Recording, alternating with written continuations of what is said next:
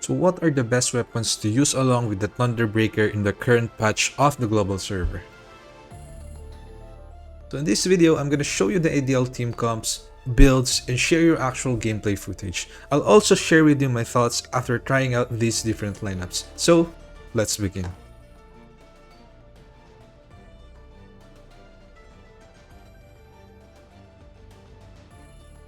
So I believe that the most promising composition right now is the one with Lin and Nemesis as supporting cast for Tian Lang.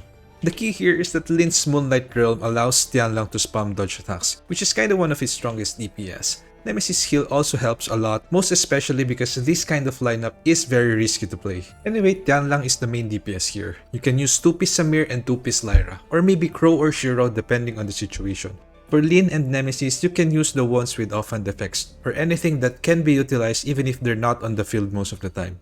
So here in my setup, I used Lin on Nemesis and Tian Lang on Lin. For alternatives, you can use 2-piece King for damage buff, but of course you would need proper timing for that. 2-piece Nemesis or 4-piece Shiro and many others. Again, everything is situational. I also still prefer using Samir straight in this kind of lineup. Anyway, the gameplay is quite straightforward. Just cast Lin's Moonlight Realm and then skill and dodge attack by Nemesis into a massive Tian Lang discharge. You can then proceed to hitting the enemies with normal attack, skill, and dodge attacks when you have charge points available. One thing you would notice here is that Tian Lang's Shatter is quite decent. The problem, however, is that the charge rate is a bit slow if there are no adjustments anymore upon release. Anyhow, it's still my top pick lineup because it's very easy to play. You can also swap out Nemesis with Pro. However, it would be very risky to play and the charge becomes even slower. There's also another variation to this where Nemesis is your main DPS. It is viable because Nemesis' dodge attack damage is considerably high and you can heal up faster. Longer range and crowd control is also a huge plus in certain scenarios.